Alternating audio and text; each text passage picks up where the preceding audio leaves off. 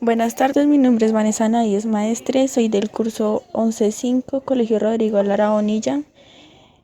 Para la materia de física me correspondió hacer un video acerca de un instrumento musical y sus principios en la física. El instrumento que yo elegí es el violín.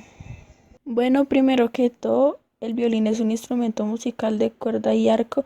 Este está formado por una caja de resonancia que se estrecha en el centro de ambos lados y con dos alturas en forma similar a una F, y por un mástil corto con cuatro cuerdas. Es un instrumento de cuerda frotado que tiene cuatro cuerdas afinadas por intervalos de quintas. Tiene la característica de que no posee trastes a diferencia de la guitarra. Una aclaración es que un traste es la separación que existe en el diapasón del mástil de muchos instrumentos de cuerda. En la mayoría de los instrumentos modernos, los trastes son como finas tiras de metal, que puede ser de níquel o acero, incrustados en el diapasón. ¿Esto para qué sirve? Sirve para que al pulsar sobre una cuerda en un traste se produzca una nota musical. Volviendo con el violín, es el instrumento más pequeño y agudo de la familia de los instrumentos de cuerda clásicos, que incluye el cello, la viola y el contrabajo, los cuales, salvo por el contrabajo, son derivados todos de las violas medievales, en especial de la fídula. Para los que no saben qué es una fídula, es una viola de arco. Es parecido al violín, pero con la diferencia de que tiene un cuerpo más largo y más profundo de 3 a 5 cuerdas y un clavijero. Un poco de la historia del violín fue que surgió en Italia a comienzos del siglo XVI. Parece haber evolucionado a partir de dos instrumentos de cuerda frotado: la fídula, como ya se mencionó anteriormente, también denominada viela y rebec, y la lira de braccio, instrumento como el violín con bordes separados del diapasón.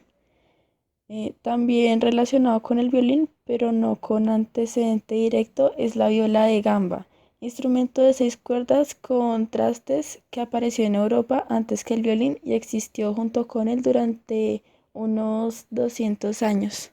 A pesar de que el violín tiene un sonido que en lo personal me parece muy hermoso, en la antigüedad el violín no gozaba de muy buena reputación.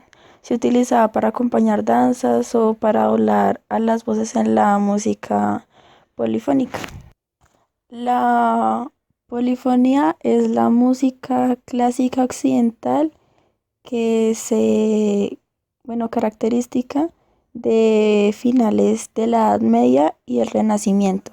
Bueno, a comienzos del siglo XVII aumentó su prestigio al ser utilizado en óperas como Orfea de 1607 de Claudio Monteverdi, eh, impulsado por la orquesta del rey francés Luis XIV. Los 24 Violins du Roi, formado en 1626. Esta tendencia continuó durante el barroco con obras de importantes compositores e intérpretes como Arcangelo Corelli, Antonio Vivaldi y Giuseppe Tartini en Italia, y en Ricci. Los tipos de violines se pueden clasificar según medidas, época y género. Más que todo, el que viene por medidas es para las diferentes etapas en las que una persona desarrolla su conocimiento. Me explico.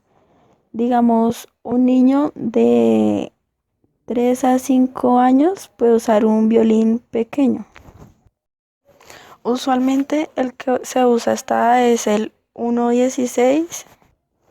Para niños, digamos, de entre 4 y 5 años pueden usar 1.10, que es como el largo se mide en el largo del brazo y tiene de 39 a 42 centímetros. El 1.8, que es entre 3 y 6 años, con el largo del brazo entre 43 a 46 centímetros y así. Y el tamaño de un violín completo es de 4/4 ideal para violinistas de 9 años en adelante. Este violín posee un largo de brazo de 60 centímetros en adelante. Este es el tamaño para un adulto. Bueno, ahora lo clasificaremos según la época. Digamos, antes de que el violín fuera inventado, existían un número de instrumentos de cuerda que eran parecidos al violín, como es el caso de la lira del Imperio Bizantino, que era sostenida de forma vertical, pero la lira de Baccio, viola de brazo, era sostenida contra la barbilla como un violín. La viola de 3 cuerdas, la cual existía antes del violín, también era sostenida bajo la barbilla. La viola era similar y se volvió popular en el mismo periodo que el violín. El violín barroco es el antepasado del violín clásico moderno. Este violín fue el primer instrumento estandarizado hecho en el siglo XVI. El violín clásico, también llamado violín moderno o violín acústico, fue desarrollado, como ya se dijo, a finales del siglo XVIII. También, aunque es bastante diferente, existe el violinófono, que algunas veces también llamado el violín de cuerno. Fue creado por John Strong a finales del siglo XIX. Este violín utilizaba un tubo en vez de una caja acústica para producir sonido. El violín eléctrico, que no necesita la caja de resonancia de agujeros para producir sonido. Bueno, y así varios. Y por último, por género. Pero como ya se mencionaron varios tipos, entonces no voy a profundizar en este tema. Ahora vamos a analizar el violín desde la física.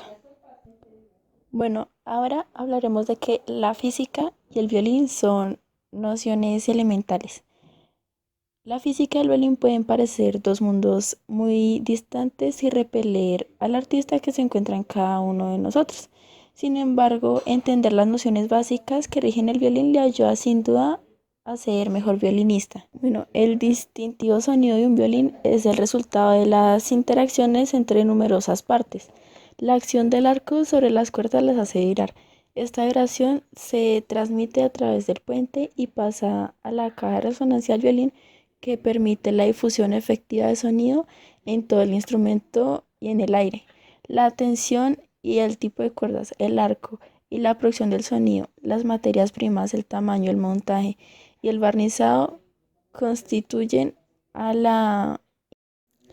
En primer lugar, hablaremos de la física del violín en lo que respecta a las cuerdas. Las cuerdas de un violín son tendidas sobre el puente y la nuez superior del violín, para que los extremos fijos permitan la creación de ondas estacionarias. La frecuencia fundamental y los armónicos de sonido son resultados de las propiedades del material de fabricación de la cuerda, su tensión, la longitud, el peso, la elasticidad y el factor de amortiguamiento. La tensión de las cuerdas. La tensión de las cuerdas afecta obviamente el sonido producido por el violín. El aumento de la tensión en una cuerda da como resultado una nota de frecuencia superior.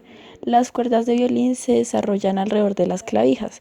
Al girarlas, cada cuerda puede aflojarse o apretarse hasta producir la altura deseada de las notas, misma que puede ser descrita en términos de frecuencia.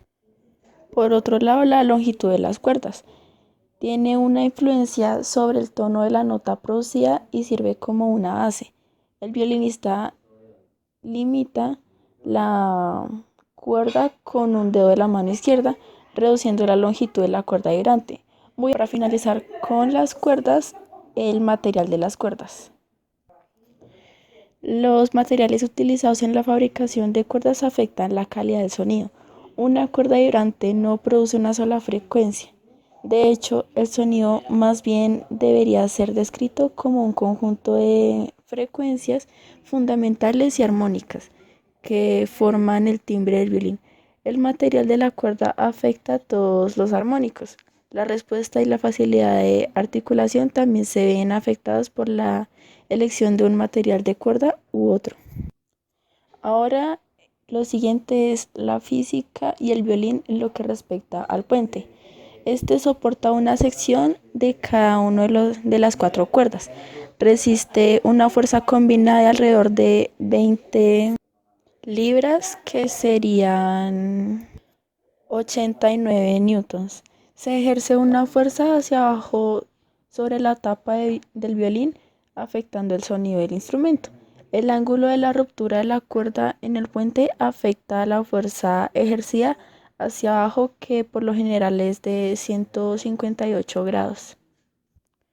Más importante aún, el puente transfiere las vibraciones de las cuerdas hasta el violín. Movimientos del arco, los tres factores más importantes del control inmediato del violinista es la velocidad del mismo, la fuerza ejercida hacia abajo y la ubicación del tono donde las cerdas atraviesan la cuerda. El violín también puede variar el número de cerdas en contacto con la cuerda por la inclinación del arco. Los violinistas se forman para mantener el arco perpendicularmente a la cuerda en la mayoría de los casos, ya que otros ángulos pueden afectar el sonido. Por último, la física del violín, caja de resonancia. Ser lo suficientemente fuerte como para sostener la tensión de las cuerdas sin dejar de ser ligera, y lo suficientemente delgada para vibrar correctamente.